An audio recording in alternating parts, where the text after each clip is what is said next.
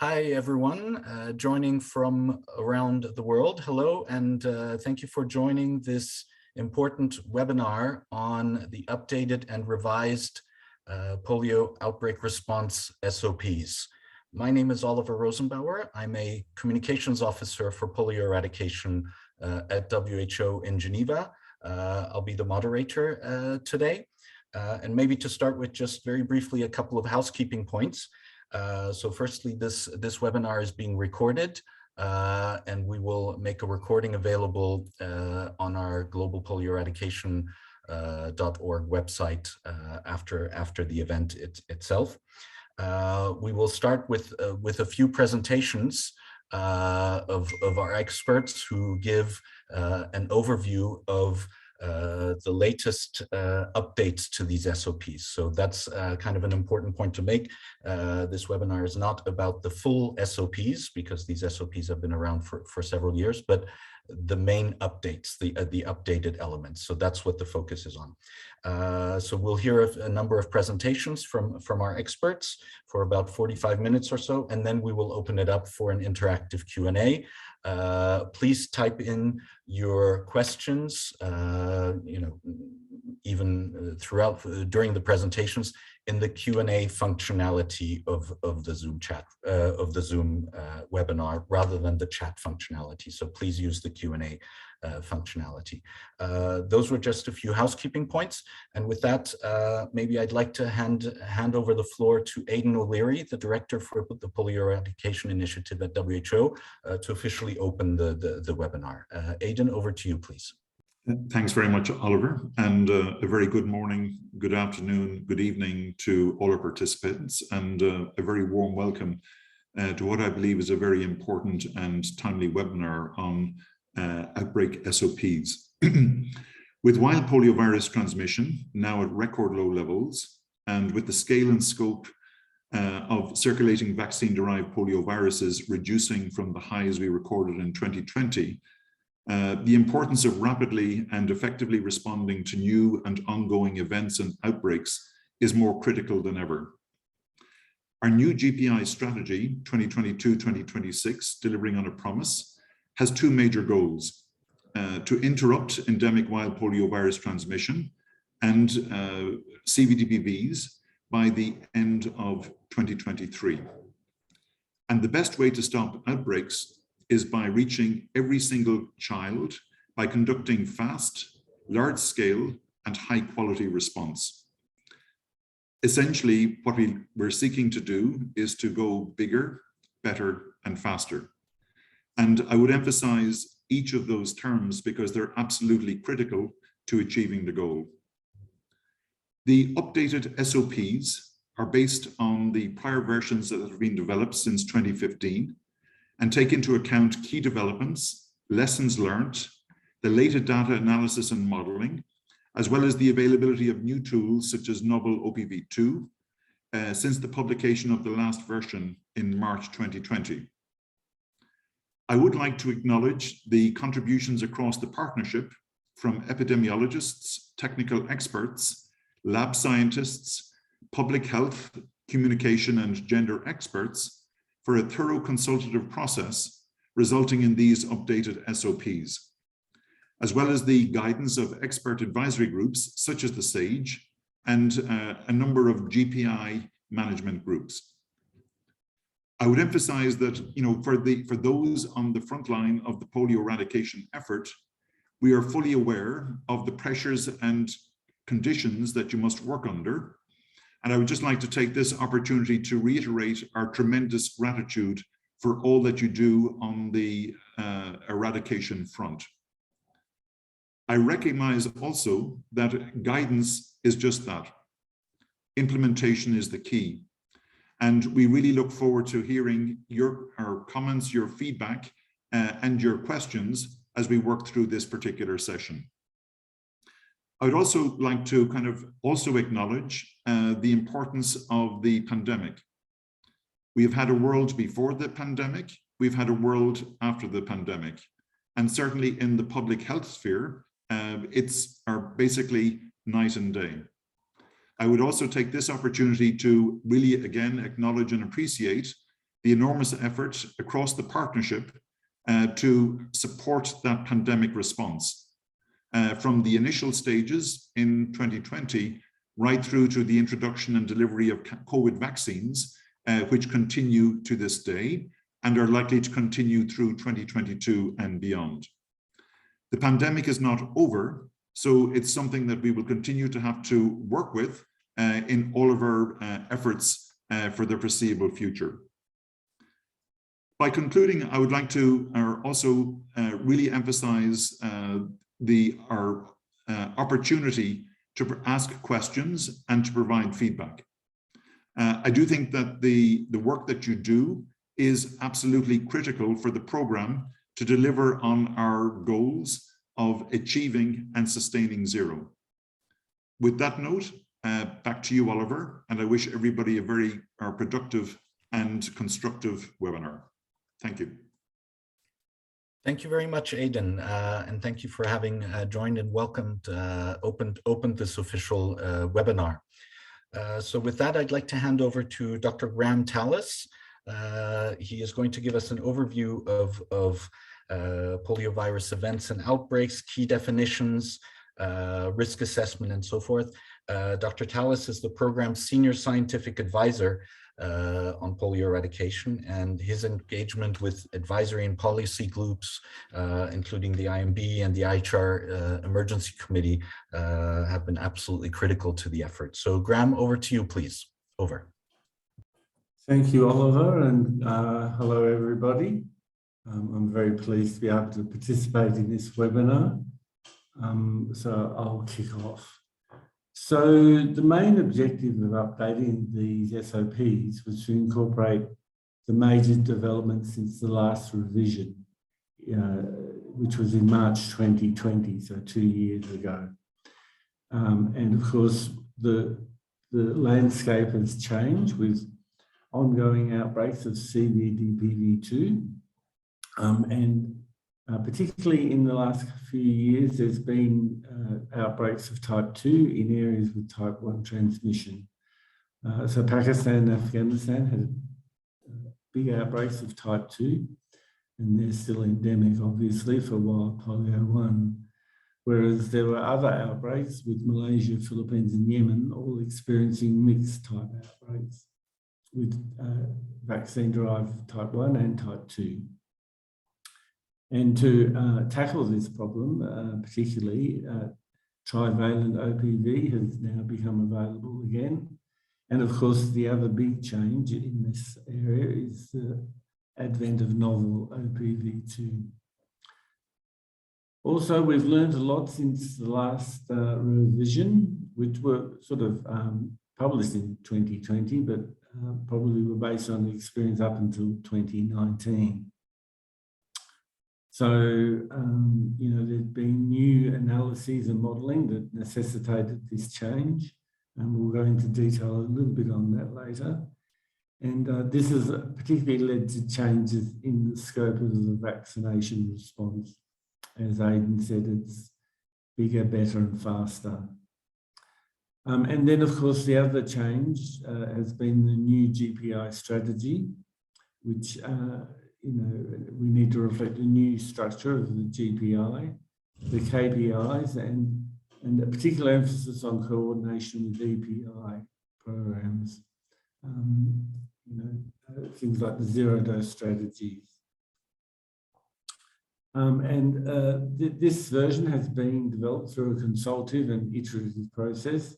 Many of you listening today have probably been involved in providing feedback.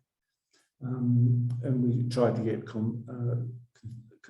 consult each GPI group or team and all the partners, and of course the regional officers. So this is an overview of the components of this version 4. And it follows a similar structure to the previous version, but you can see you know, there's a new emphasis on vaccine response and definitions. So these are the things we're going to highlight today. I'll take you through the first three, and Zubair will concentrate on the fourth point, response standards. Some of the other areas we're not focusing on today haven't changed that much. And of course, there's a new section on gender mainstreaming and PROCEO. So I'm going to labour a little bit about the definitions. Probably this is telling you, most people in the audience, what they know already. But the definitions have been updated and the link to the response made clearer. In the old version, it was a little bit unclear. Definitions tended to get repeated and the link to the response was a bit, in some places, not so clear. So we tried to streamline the definitions and make them more clearly linked to a response. So the main point being all outbreaks obviously require a response, and some events require a response if high risk, depending on the virus, depending on if it's a type 2 virus or a type 1 or type 3 virus, and then other risks such as highly diverged viruses, VDPV, in areas where an OPV to SIA was more than 6 months ago, or in areas where there's poor quality surveillance or presence of inaccessible or hard to reach populations, or displaced or highly mobile populations. So now it should be crystal clear when an event is considered high risk and when it needs a response. So these are the definitions, and many of you know this probably already, but it doesn't hurt to go over it again. So any outbreak of wild poliovirus or a known CVDPV in a human is considered an outbreak, unless there is a travel history. Some of you will recall, the case in Australia where there was a Pakistani student was diagnosed with polio in Australia. So obviously that is not considered an outbreak. It's of clinical importance and public health importance, but it's not considered an outbreak unless there's evidence of community transmission. And also detection in a human who has a known exposure or appears to be exposed in a laboratory or vaccine production facility is not considered an outbreak. But 99.9% of detections in the human of either wild or circulating VDPV are considered outbreaks automatically. And then the definition in environmental surveillance samples has not really changed. So it's 2 different sites with no overlapping catchment areas, or from the same site, but at least 2 months apart. And you all know that definition very well, I think, by now. And we added this third point, any newly detected CVDPV, whether in a human or environmental sample, when a VDP isolated either in human stool or the environment can immediately genetically link to another VDPV, therefore confirming circulation in the areas of detection. So that's really about when you've got a previous VDPV and then somewhere, sometimes, the same virus turns up in another human or another environment. So that is also considered an outbreak. We've defined more clearly importation events. So this is sort of the converse. So it's detection of wild poliovirus or known CVDPV in an AFP case or asymptomatic person with a travel history to an infected area within the 35 days before onset of illness.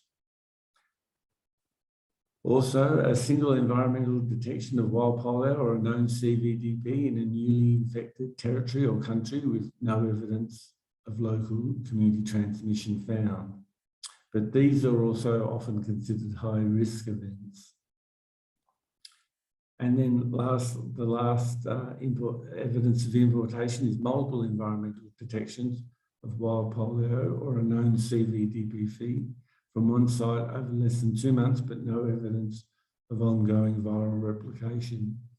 So that, for example, if isolates are genetically identical or nearly identical, and some of you will remember the importation of wild polio into Iran, southern Iran. So there was several isolates detected, but there was the viruses were pretty much identical. So there was no evidence of the virus changing over the several detections, and it was also less than 2 months.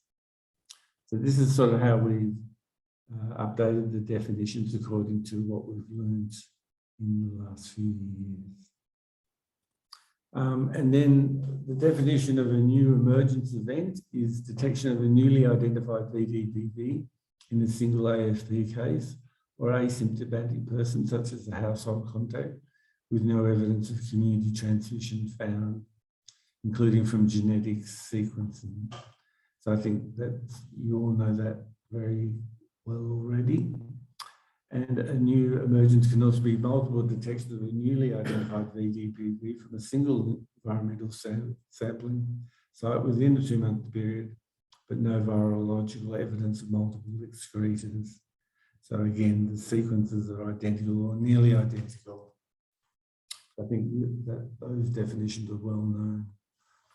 And then we've also defined vaccine events. So this is detection of a type 2 vaccine virus in an area where type 2 containing polio vaccine has not been used in the 4 months prior to detection, or detection of a type 1 or type 3 virus in an area where polio vaccine, oral polio vaccine has not been used for routine immunisation, such as countries with only IPV in their routine schedule, or SIAs in the 4 months prior to detection. And then just for the sake of completeness, we have defined what is known as vaccine-associated paralytic polio, which is a clinical event rather than a public health event. So it's when a polio-like illness is caused by a Sabin or Sabin-like virus. So I mentioned, we've learned from the epidemiology, and this is probably the main point. Experience has now shown us that overall 90% of VDPV2s detected in AFP were ultimately circulating, and 97% of these, if detected greater than 6 months after the last use of type 2, the last type 2 SIA. In environmental sample, 40% of VDPV2s were ultimately shown to be circulating. And again, this is much higher if there's been no use of OPV2 in the previous 6 months. So that's a major lesson learned, and it's important, when we responded to the outbreak in Egypt. At first, they didn't think that they couldn't find evidence of community transmission, but of course later on, multiple detections were made, and so that initial detection was evidence of circulation. And the time since the last OPV2 SIA, the surveillance source of genetic divergence, the number of nucleotide changes, are strong predictors of the likelihood of circulation. So, these high-risk events, we need to undertake timely risk assessment and plan for a response. Just want to talk a little bit about the IHR, 2005 International Health Regulations. And again, most of you probably know this. Under the IHR, notification is required for all events that may constitute a public health emergency of international concern. And in the case of polio, which has already for many years now been considered a public health emergency of international concern, but in the IHR, while polio is mentioned as always needing to be notified, and through amendment of the case definition, now all vaccine-derived polioviruses must be notified to WHO. And then around the time of the switch, we made this other requirement, which was that all type 2 viruses, Sabin or Sabin-like viruses, unless it was in an area where OPV2 had been used, they must also be notified. So pretty much, you know, all polioviruses except for Sabin1 and Sabin3 are notifiable. Obviously, Sabin1 and 3, because they're in the vaccine commonly used, are not notifiable. And novel OPV2 is not strictly notifiable in that it's not included in the case definition of what's notifiable. However, detection of novel OPV2 virus in a human or environment in an area that has never implemented a vaccination round using novel OPV2 or implemented any such round more than 4 months ago should also trigger an immediate investigation and risk assessment. And the main outcome of detection and notification should be, these are in the temporary recommendations issued every 3 months by the Polio Emergency Committee, is that an outbreak or a high-risk event should be declared a national public health emergency or similar, depending on the local context of the legislation. But we consider this very important because it serves as a trigger for all subsequent steps, and it's crucial for ensuring a committed all-of-government approach.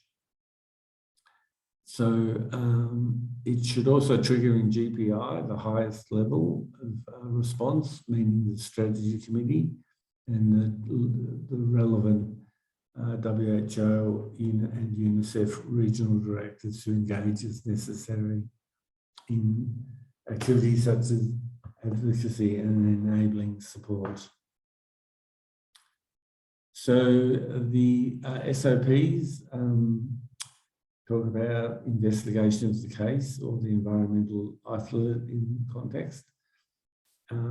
So apart from investigating the case, we need to also really determine the geographic extent of transmission if we think transmission has occurred. And it's recommended that, I think this is as before, initiate an epidemiological and social investigation within 24 hours. I won't go through this in detail. Many of you are probably familiar with this, but these are the points of investigating the case or the environmental isolate, as the case may be. Things like, well, I won't go through it. You can see for yourself all the things you need to look at. And to determine the geographic extent of transmission, there's guidance really on surveillance data, an in-depth analysis of surveillance data, contact sampling, which is for inadequate cases. There's guidance on when to do a healthy child sampling, stool sampling, although that refers to the GPI surveillance guidance. And community household searches, local health facility searches, and other forms of community search. So I don't think that's changed so much, but it's probably a bit clearer now what we're recommending you to do. Risk assessment and grading hasn't really changed. We're still recommending that risk assessments be done, and that outbreaks and high-risk events are graded.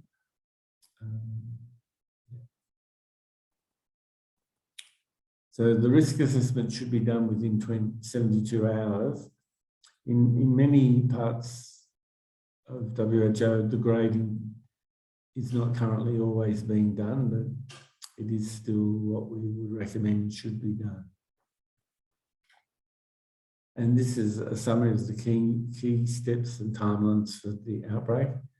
And you can see there's the timeline is certain things should be achieved within 24 hours, 48 hours, 7 hours, 72 hours, 7 days, 14 days, and 56 days. So these are all the key milestones that are in the SOP. And now I'll hand over to my colleague, Zubair.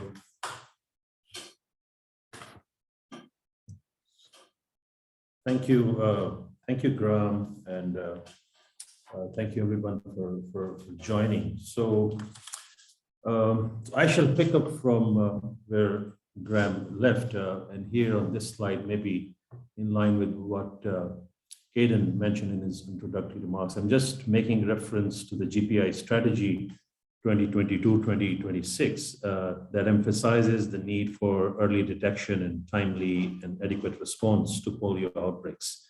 The left part, as you can see, illustrates, and this illustration appears in the GPI document. So the left part, highlights the timelines for surveillance processes in regards to early detection, while the right-hand side mentions the timelines for outbreak vaccination response.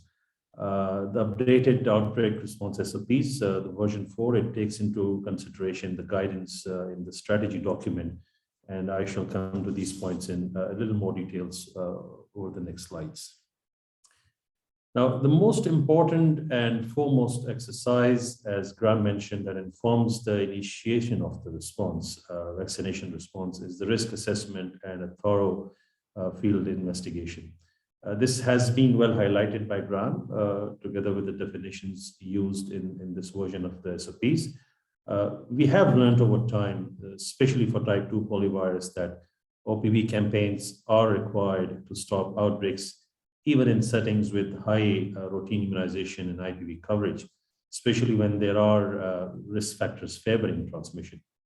Polio high-risk events and outbreaks can be encountered in countries that have good, well-developed systems when it comes to water and sanitation, together with decent performing routine immunization.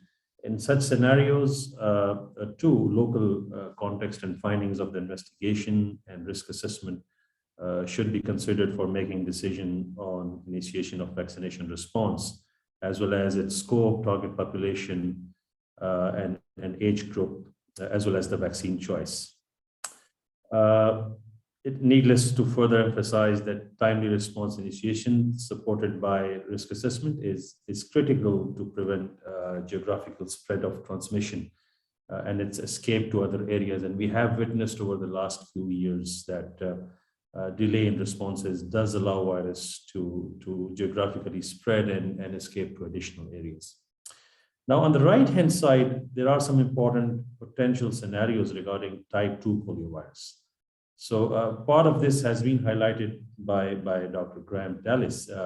In addition to need to responding to established confirmed outbreaks, it is important to also strongly consider vaccination response to single CVD-BB2 isolates in a new territory where no type 2 vaccination has been carried out in prior 6 months.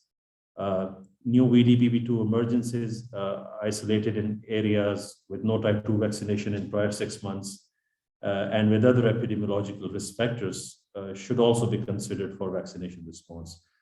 Such scenarios represent a higher risk if the VD-BB2 isolation is from the AFP cases, and that was well highlighted by Graham. And then the poliovirus type 2 isolates, which are pending for sequencing in high-risk scenarios, should ideally trigger early risk assessment, even early preparations for a possible response without waiting for the sequencing results. So while initiating the response is critical, initiating it in a timely manner is equally important. The updated SOPs maintain the recommendation of a 4-stage vaccination strategy. On rapid response round timing, the recommendation to implement it within 14 days, it has been maintained. However, an additional recommendation in the SOPs has been made, and that is to move to the first campaign or SIA1 in case the rapid response round is not timely implemented.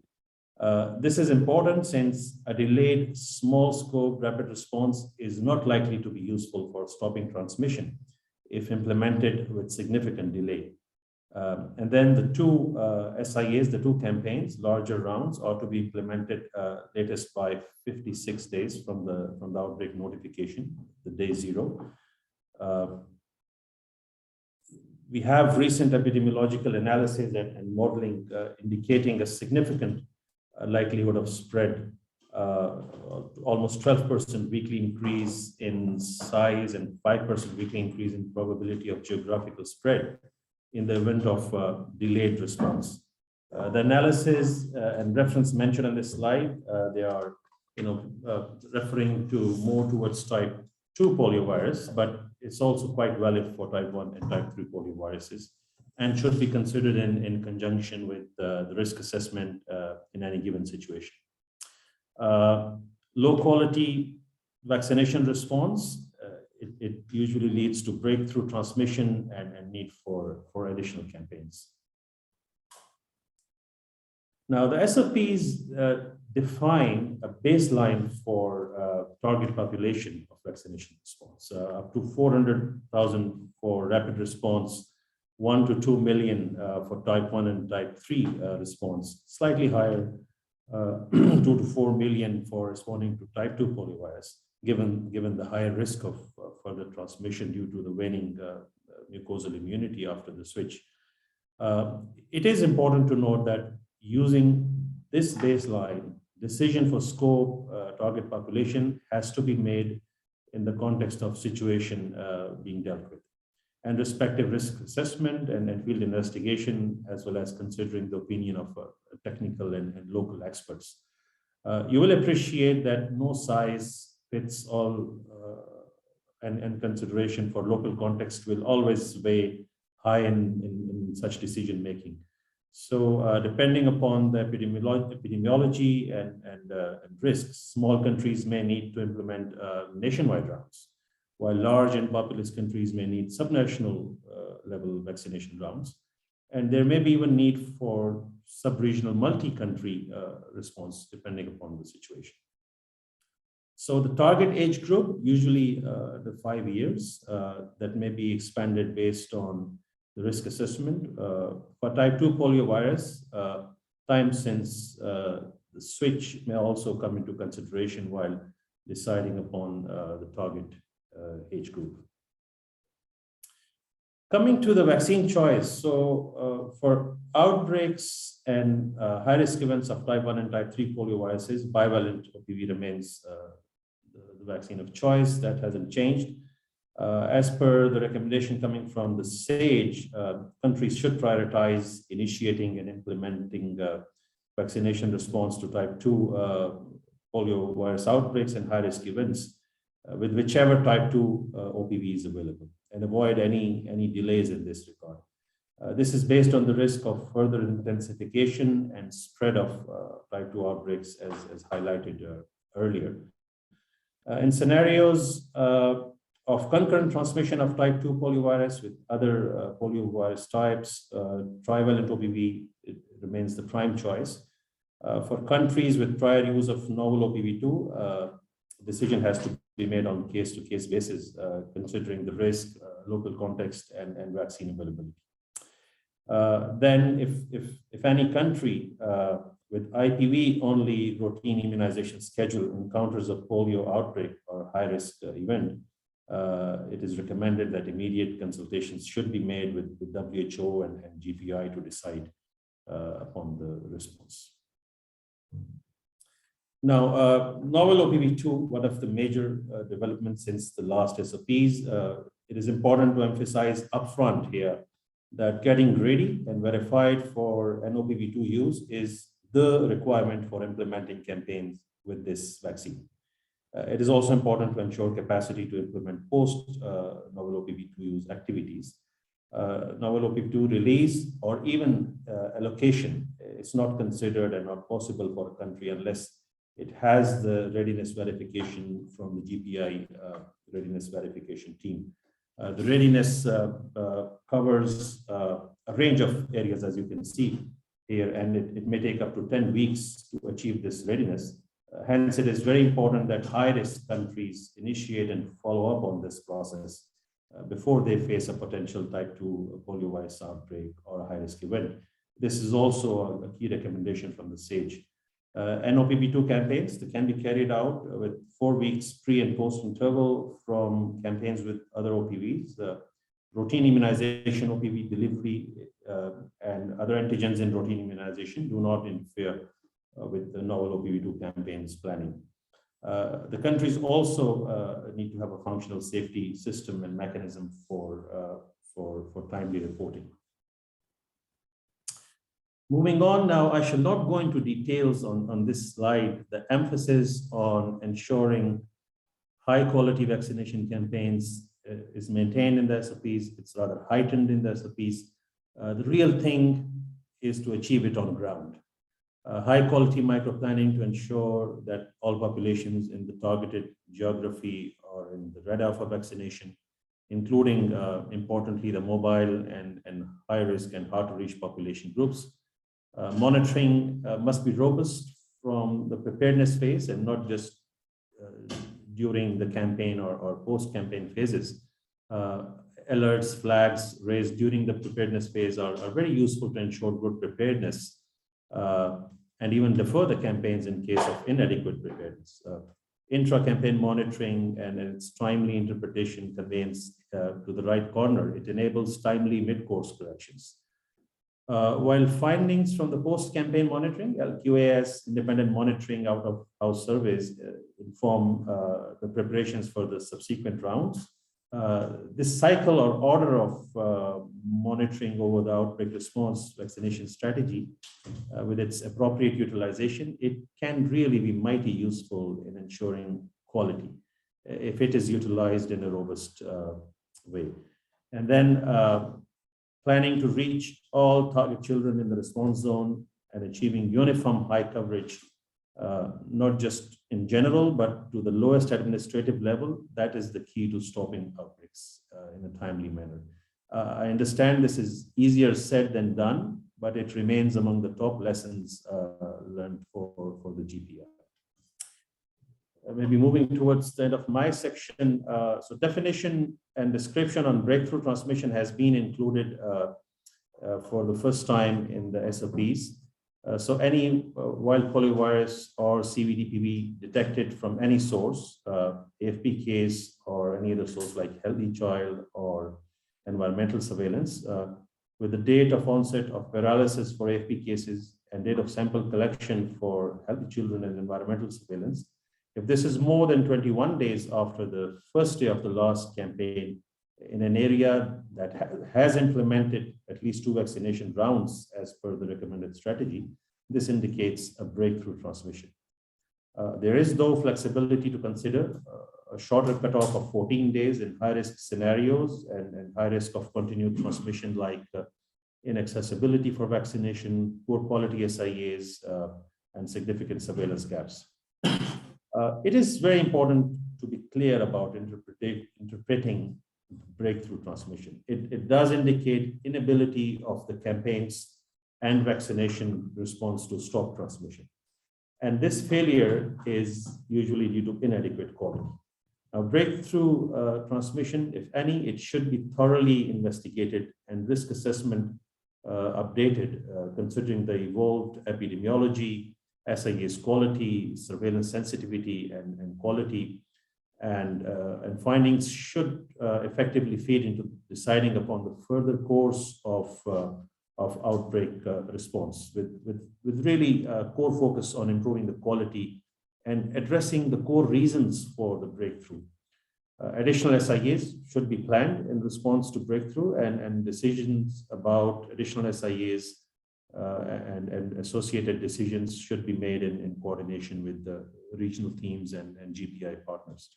Now, it is also important to note here that additional SIAs may be needed even in the absence of evidence of breakthrough in the form of poliovirus isolates. If there are strong indications of ongoing transmission and risks, additional SIAs may still be needed, and it all depends upon the local context and the risk assessment at a given point. I'll stop here and hand it over to my colleague, Claire Creel, for taking us further. Thank you very much, Zubair. We're going to switch from the technical area of polio. Notice somebody's got their hand up. Hello? Yeah, Claire? Yes. Yes, there's a question or a hand from someone called EPA. We've just unmuted you. EPA, go ahead, please.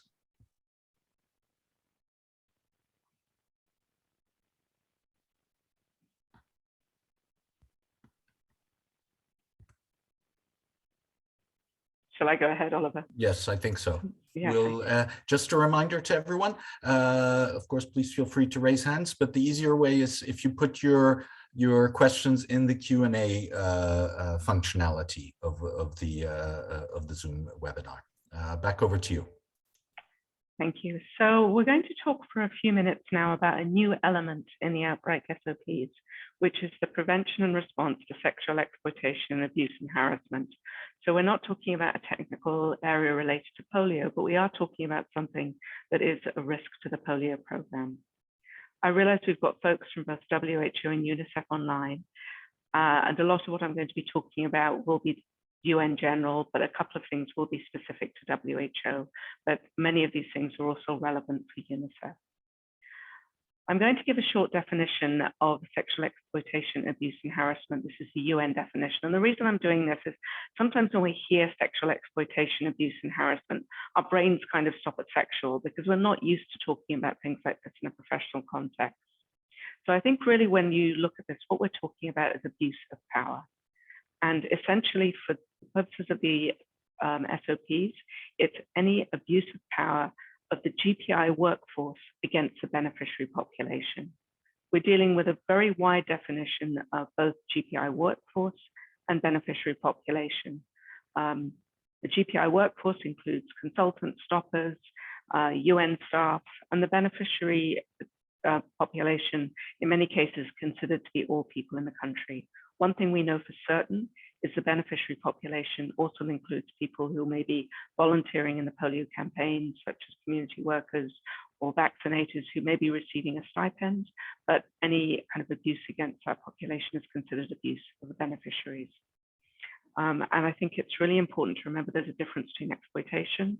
The UN definition I have on the screen talks about exploitation as generating benefits for the victim.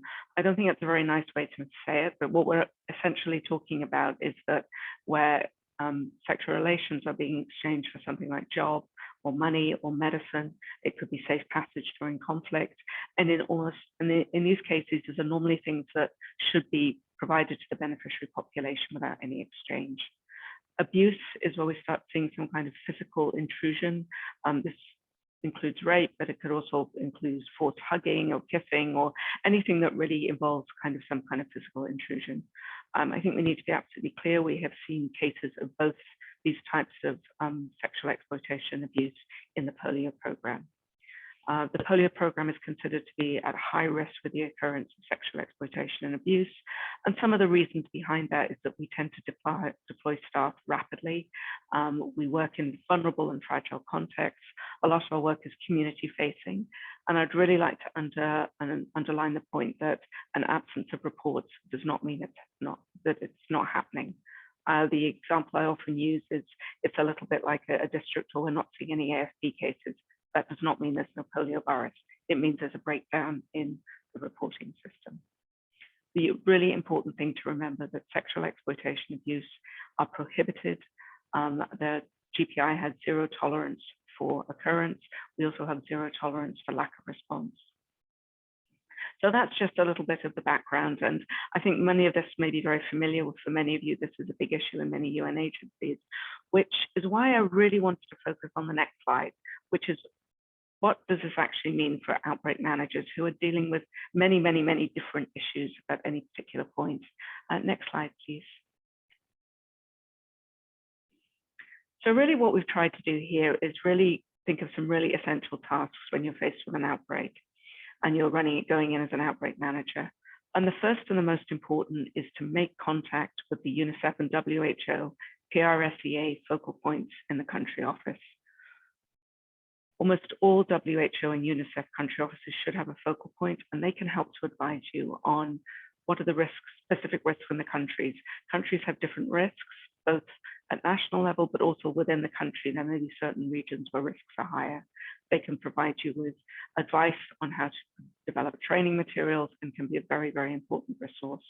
If in any case you find that there isn't a focal point in the country office, please escalate this within GPI and we can help to make sure that you contact this very important person. The second point is to ensure that government counterparts are treated as partners by engaging with the government and presenting this as a problem that that needs to be jointly solved. You'll help to get more buy-in. This is, I think, something that has been an important learning for the program in the last year, is that we've been able to identify allies within the national governments that are very keen to ensure that sexual exploitation and abuse doesn't happen. The third point is to make sure that both you and all your workforce understand your obligations and have completed training. When GPI deploys consultants, they will have been screened, very minimal list, but they will have been screened and they should have completed their training. But I think it's really important just to remind people and also to be really clear in your mind what your specific reporting mechanism is. If you can include a reference to PRSEH in campaign training and communication plans, this doesn't have to be a huge element, but let's really make sure that both the people who are conducting campaigns understand zero tolerance, and also that communities also understand that they have the opportunity to report safely. The next point is that if you are preparing a contract with a third party who is employing staff, normally there will be a PRSEH requirement in the contract, but it's also really important when you are managing that contract just to highlight the importance, because unfortunately not everybody pays attention to all parts of the contracts. So it could be just a simple question like saying, have you asked the contractor, have all staff repeated their trainings? Have you investigated any allegations?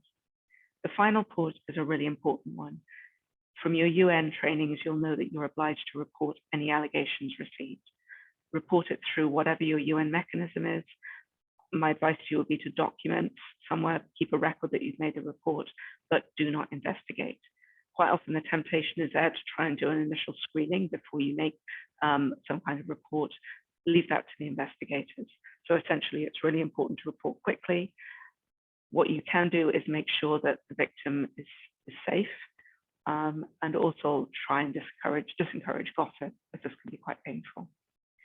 I hope that these last few points have really helped to focus in on what exactly outbreak managers can do.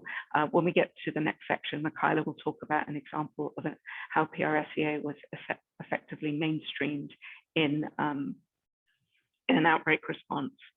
I think the thing is also to remember there are resources for support. Folks from WHO Afro will now know there's a new regional focal point in Brazzaville. UNICEF also has some great resources. And the final point is this is not necessarily a very simple thing to resolve. And it's very important for us as a program to get feedback on what works and what doesn't, and to ensure that we're providing the support to ensure that we protect the program from this kind of risk. Thanks. Over to Michaela now. Thank you so much, Claire, and hi, everyone. As you might be aware, the updated SOPs have an increased focus on gender. Gender has been mainstream throughout the entire SOPs, and that is because gender mainstreaming in polio outbreak response helps us to develop a more robust understanding of the population, increasing community engagement and vaccine acceptance. So in this updated SOPs, you will find a dedicated section on gender, which focuses on the importance of conducting rapid gender assessment, collecting and analyzing sex disaggregated data, and also ensuring the gender balance of the health workforce. And then you will also find, as an annex, a gender checklist for polio outbreak response. And that checklist hopefully serves as a practical tool to really help to mainstream gender, to really support the process of gender mainstreaming in outbreak response. So in terms of practical steps, how do we mainstream gender in outbreak response? So it is important that before developing an outbreak response plan, so at the very beginning, review the gender checklist for polio outbreak response, so to maximize gender mainstreaming opportunities. We ensure that adequate technical support is available, and that includes also financial support. And that, as I mentioned, conduct a rapid gender analysis that should inform planning. Next slide, please. And so, as Claire just mentioned, we would like to show you a practical example on how gender, both PRSEH and gender, have been mainstreamed in an outbreak response. The example is from Mozambique, from March 22. And during this response, the gender checklist that I've just mentioned has been piloted in the outbreak response. And the focus was on HR and operations. So the practical steps were to review the gender of the consultants that were recruited and deployed, so to assess the gender balance of the surge support. And also to ensure that all surge staff completed the PRSEH online course. And then also include the PRSEH components in the agenda of the trainings of national supervisors for the polio campaign. And this has been done through the close coordination between the WHO and UNICEF country PRSEH focal points, and then, of course, Ministry of Health and National Department of Public Health consensus of the importance of the messaging regarding PRSEH in the context of polio outbreak. And then also existing PRSEH material were used to this aim. And so this is an ongoing, this is ongoing. So what we expect as an outcome is that all surge staff complete the PRSEH online course.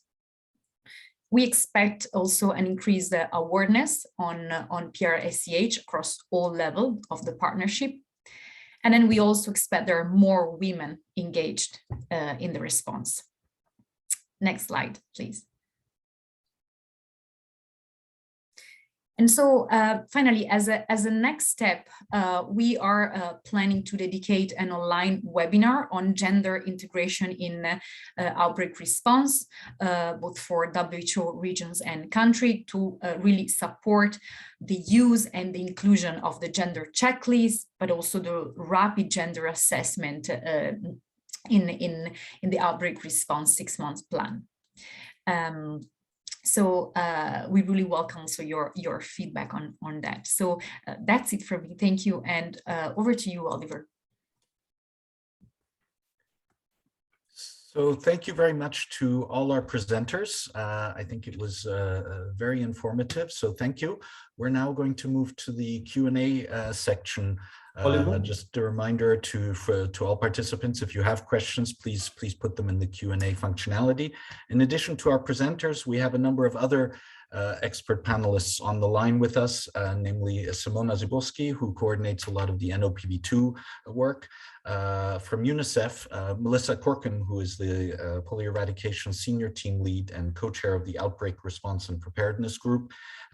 We have Dr. Ashad Kudus, who coordinates the detection and interruption team here in Geneva.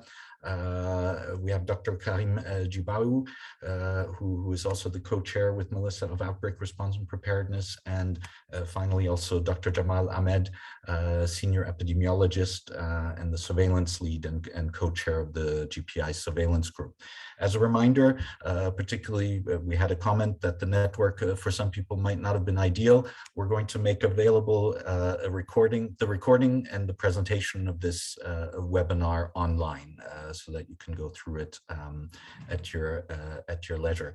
But we've had great questions already. The first one from Dr. Arun Kumar: which are the countries where TOPV is being used and why? Dr. Jamal Ahmed, maybe I can pass this over to you, perhaps. Thank you so much. Thank you so much, Oliver.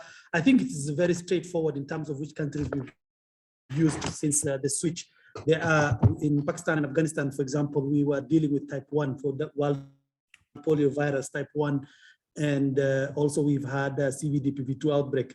So in those countries, especially that have those dual outbreak or co-circulation of both type 1 and type 2, we have already used TOPV in those countries, and it has been very, very good because operationally, management-wise, everything, and that was a very straightforward response. So for those countries, especially in endemic countries, we have used, and of course, in theory, if we had a type 3 outbreak somewhere, also that becomes a very, very useful tool in terms of, again, managing two outbreaks of different serotypes of polio at the same time. So that's the experience, and that option continues to exist and available for response anywhere. Over. Back to you. Thank you, Dr. Jamal. Very, very clear and concise. Thank you. We have a question, perhaps, Graham, one for you. Why is NOPV2 not notifiable under the IHR? Graham, over to you, please. Yeah, thank you for the question. It was really just based on pragmatism. You know, when Sabin was made notifiable, Sabin 2, we didn't anticipate what would happen subsequently with the CVDPV2 outbreaks. So, you know, we're anticipating quite a lot of use of NOPV2. So it doesn't, as we sort of would do with Sabin type 2, meet the criteria of unusual or unexpected. But you know, if it does turn up in an area that hasn't used it, then of course it should be reported, although it's not officially required under the IHR. So to be frank, it is a bit of a grey area. Ideally, it should be probably made notifiable, and probably once we get on top of all these outbreaks, we can make it notifiable. I know that's a bit probably an unsatisfactory answer. No, not at all. Thank you, Graham. Simona, from your side, anything to add? Over.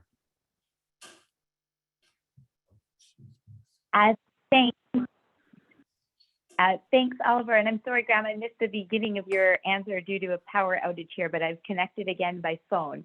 But just to add that, you know, I think this is an evolving area for NOPV2, and we're all learning as we go. But, you know, the main thing here to flag is that when NOPV2 loses those elements that make it more genetically stable, that's when we're really concerned about it. And, you know, we know that that, of course, can happen, and we know that it happens less frequently than with MOPV2, that we see these types of reversions. And so if in fact we are in a situation where NOPV2 loses those elements of genetic stability that make it unique, that is, I think, something where then it's functioning as a typical, VDPV, and that certainly would be notifiable. But when it still has those intrinsic NOPV2 properties, at least at this point, based on what we know so far, it is not something that needs to be notified. But this is something that, as Graham said, is constantly being looked at as we learn more about NOPV2. These are questions we can't fully answer until we have this widespread use and monitoring that's underway now. Thanks. Thank you, Simona and Graham, for these insights. Melissa, you are co-chair of the Outbreak Response and Preparedness team. I wonder if I can punt over a couple of questions to you with regard to the Malawi outbreak. Two questions which are very, very similar. The question is, could you elaborate on the rationale for 4 rounds, including in neighboring countries where there is not an outbreak, and what is the rationale behind that? Melissa, over to you, please.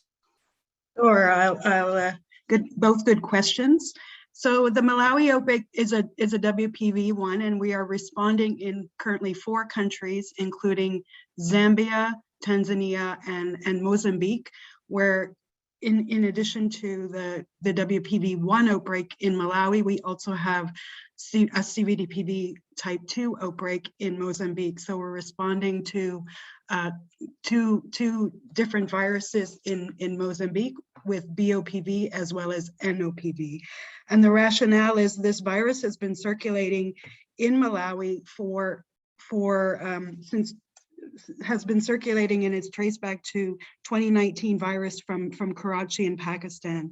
And it's very difficult with the surveillance data trying to understand the path of the virus, which ended up in Lilongwe in Malawi, and where that virus traveled throughout that region.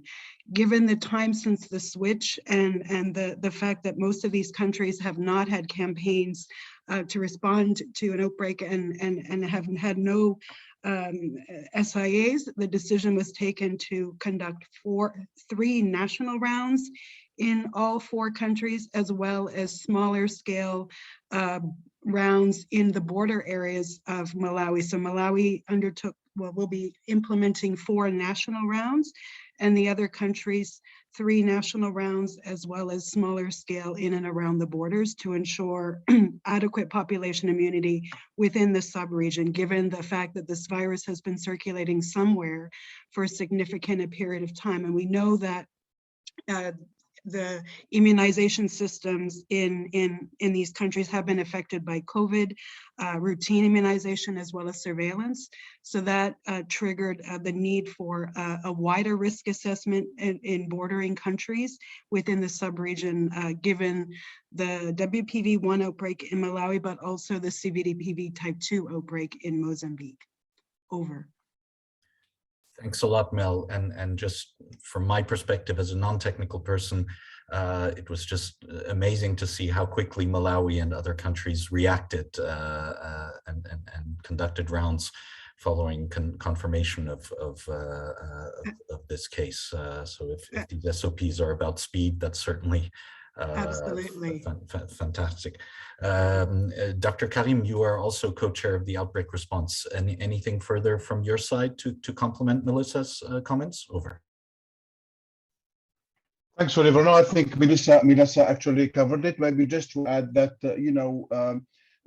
we're talking about an importation of a WPV1 to the Afro region, already certified free for wild poliovirus. So the risks are incredibly huge.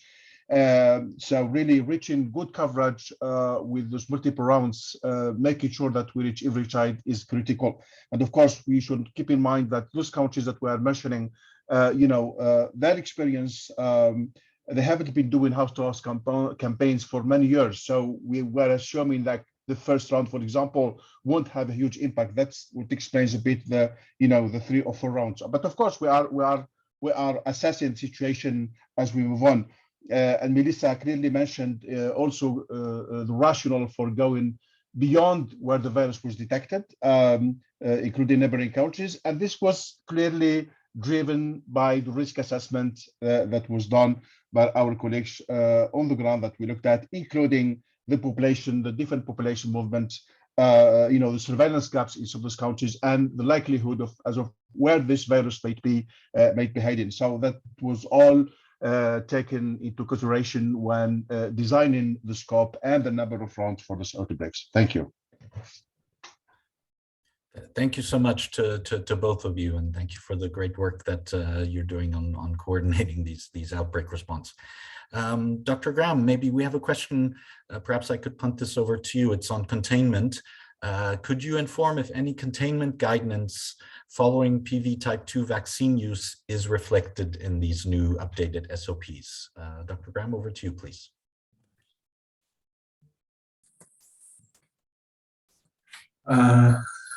Yes, sorry, we've got.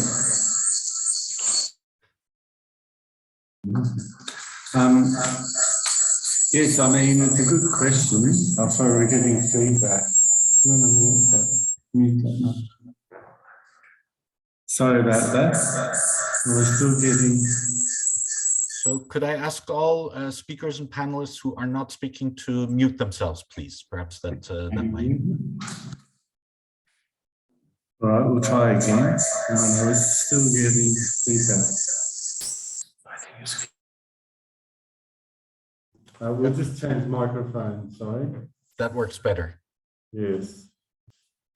Yeah, sorry about that. Yeah, so, the guidelines, the SOPs do go into vaccine management, which includes things like destruction of unused vaccine, accounting for each vaccine vial. So I think that all builds towards containment. But of course, as we know, type 2 viruses are not actually in containment now, while we're still using type 2 vaccines. So I don't know if that answers your question, William. Thank you. And maybe that question came from our colleague Lilian. Maybe we can also discuss further between ourselves, of course. Michaela, maybe I can punt this over to you. We have a question from Wipro. How many women should be engaged in outbreak response? Michaela, over to you, please. Thank you, Oliver. Well, there's not a fixed number. What we say is that we should pay attention to a balanced recruitment of women and men at all levels. So we're talking also about technical and operational level.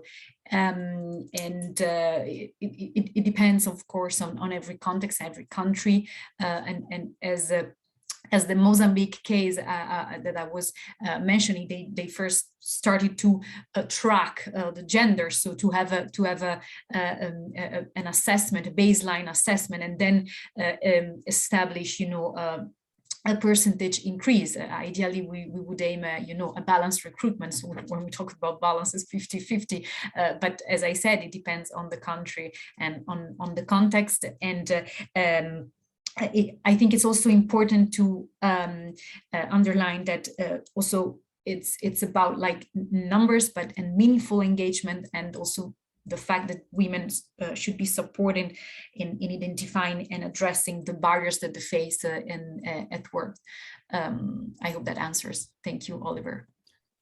Thank you. That makes sense, especially the concept of the meaningful engagement. Zubair, anything to add from your side on this topic? Over. Thanks, Oliver. I think Michaela has covered it quite well. Maybe I would try to throw some light, from the operational perspective, is that I think usually it is very useful to have women's engagement at the vaccination teams level that provides better access to children inside the house, especially the young children who are otherwise difficult to reach because they cannot walk and come to the doorstep at times or outside the house. So that's useful. That is why usually it is targeted to have at least one woman in the vaccination team, which goes to the doorsteps, and then that trait, together with being local, it really makes a difference at the operational level in terms of reaching all the children. And maybe one last point to add is, I think while putting together a hierarchy or structure for outbreak response management, it is also useful to have women engaged at the mid-managerial level. That ultimately makes it easier and more smooth to have female engaged at the ground level or operational level. This is what the experience has taught us over the years. But as Michaela very rightly mentioned, every country, every subnational unit does have its context that has to be considered, while deciding upon this or while planning for this. Over.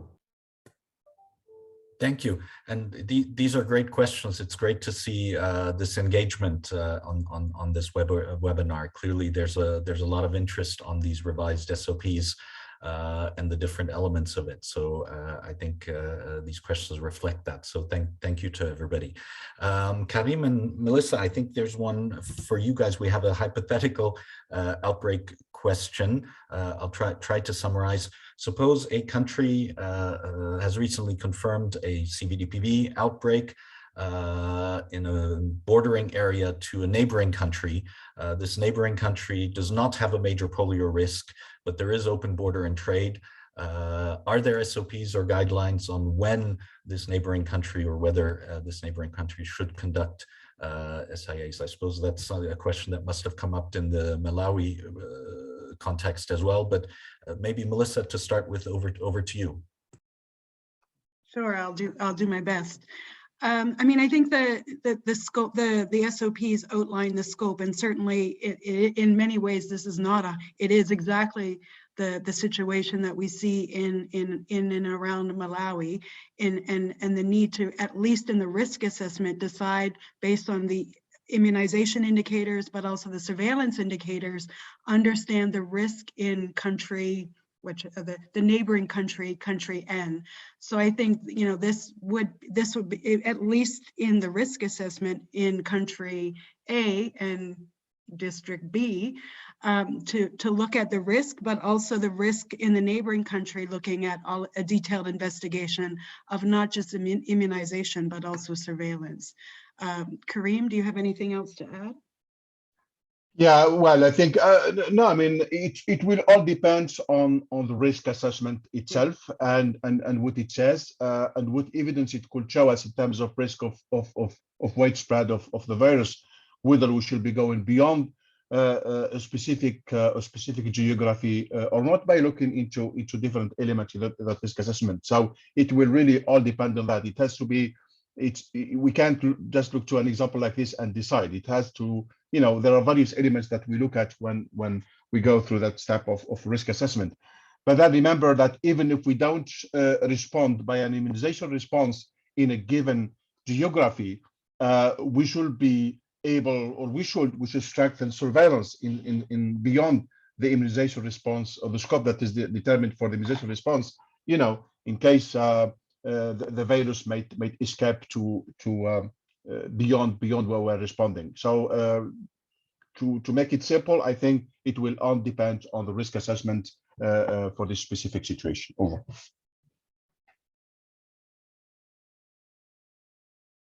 Thank you so much. We have a raised hand from Robert Hongo. Robert, I've just tried to unmute you. You should be able to speak now if you unmute yourself to ask your question. Robert Hongo, over to you, please.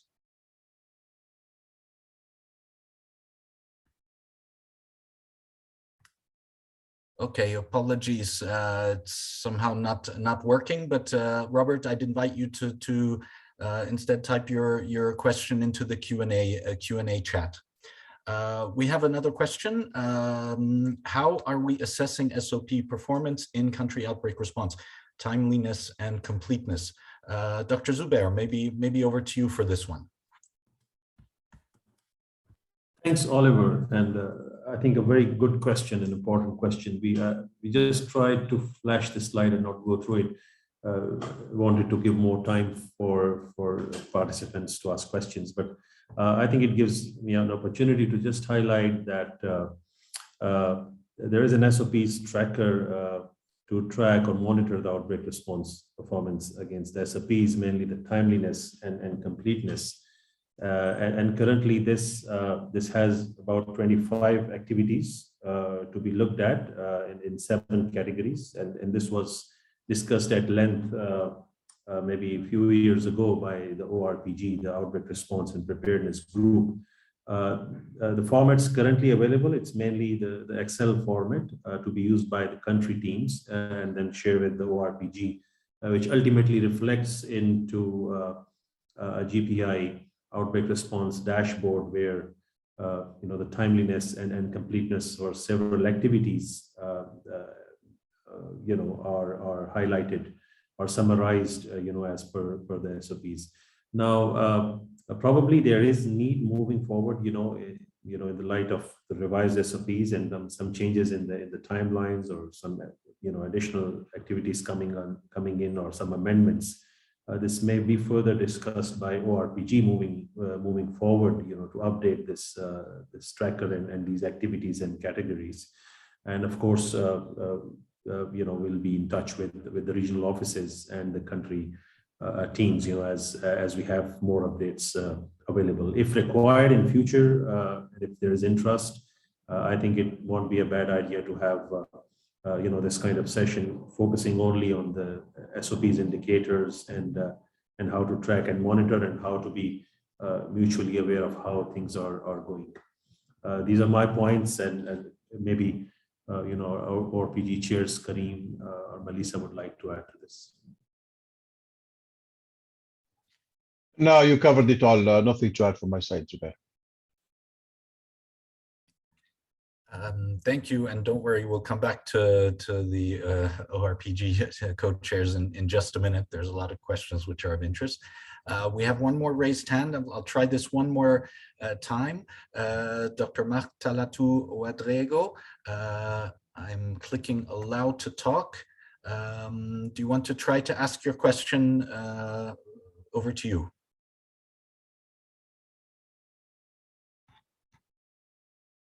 Okay, this functionality is not working. So again, just I would invite you to post your question in the Q&A chat, and apologies for that. Karim and Melissa, as mentioned, back over to you. We have a question on Mozambique vaccine choice of NOPV2 and BOPV at the same time, when there was no previous use of NOPV2, and what the rationale for that was. Would you be able to address, Karim, perhaps starting with you? Yeah, sure. So as you know, in Mozambique, we're facing 2 outbreaks. We have a WPV1 outbreak, that we are responding to with the virus detected in Malawi. But we also have a type 2, a CVDPV2 outbreaks that affected the eastern part of the country, where we have been responding with NOPV2 in 2 provinces, Cabo Delgado and Nampula. So the country has been verified for NOPV2, and I would like really to take I don't know if we have, I think we have the outbreak coordinator of Mozambique with us here. So I really, and Susanna also participated in that. I would like to thank Mozambique. They really speed up and they got verified for NOPV2 use in a record very fast. So really thanks for all that.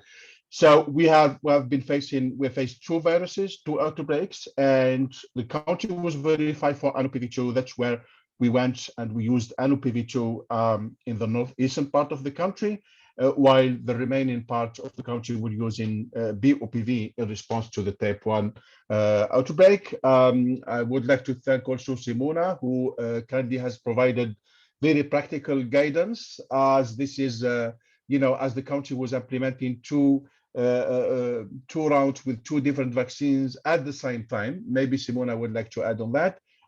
So that guidance was provided to the country on a timely manner. Whether this was a good choice or not, yes, absolutely, it was a good choice, because this is what we need to do to make sure that we actually stop 2 outbreaks. The other maybe solution would have been finishing with type 1 first and coming back to type 2, but that's not going to work, because that simply would mean allowing one of the two viruses to circulate further. Maybe I can stop here, and not sure if Simona and Melissa, and probably also Jamal, who was down there as well during the outbreak response. Thank you. Karim, thank you very much. And before I hand over to Simona, just a good point from her. I don't know if you saw the chat. If you want to ask your questions in French, please feel free to type in French and even in Portuguese, and we have Portuguese and French speakers online who would be able to translate. But Simona, some reactions perhaps from following Karim? No, Jean-Claude, I think the question is not was it a good choice, but what was the other choice? And I think the main thing to keep in mind is what we want is for countries to respond rapidly to these detections. So if NOPV2 is available and the country is ready to use it, it's a great choice. If NOPV2 is not available, then the country should look at other options so that they are able to respond quickly. I think in this case, the country, was able to use NOPV2. There was sufficient supply and that was fine. But if the response could have been done faster with MOPV or TOPV, then that would be something to look at and to balance those risks, the small additional reseeding risk from using MOPV or TOP versus NOPV2, but the decreased risk that comes from being able to respond more rapidly, so to prevent further spread. Thanks. Thank you so much. Jamal or Melissa, anything to add from your sides on this? I think it's well covered. Thanks, Oliver. Okay, thank you so much. I think we've come to the end of the questions. At least I don't see any more in the chat section. And in any event, we're coming up on time. So I'd just like to thank all our presenters and panelists, and of course Aidan, and most of all to all the participants for joining today and for your great questions. Clearly, these are critically important SOPs. There's a lot of interest, so obviously we'll stay engaged. We'll send around a link to the recording of this. Please share that with other colleagues who might not have been able to join today. And maybe from my side, before I hand over to Zubair for any final words, just from my own personal, I see these reports coming in from the field on outbreak response, and I'm just mind-boggled at the work that you guys do in the field, in the outbreak response. It's just absolutely fantastic. I'm in awe whenever I see these reports. So thank you very, very much. Zubair, this was your webinar. Maybe any final words from your side before we close? Over. No, I just wanted to thank everyone for overwhelmingly participating and asking so many good important questions. And I just want to mention that no SOPs for a subject like polio eradication, and especially the outbreaks, would be comprehensive forever. But we did try to incorporate all the lessons learned and all the recent updated epidemiological analysis and modeling into these SOPs, and would also like to really thank all the colleagues. I think it was a consultative process of more than 6 months. All the GPI management groups, all the inputs from the regional offices, beyond the regional offices, from the country teams, I think was remarkable. And this is a joint product and for us to use. And of course, this process will continue, and we'll see when would be the next time when another revision would be required. But really, a big thanks to everyone for joining, for all the contributions over several months towards updating these SOPs. Thank you, everyone. And like I said, we will share the link to the recording. And thanks again for joining, and wishing all of you a wonderful rest of your day. Goodbye, everyone. Thank you. Thank you. Thank you, Oliver. Thank you, everyone. Thank you. Goodbye.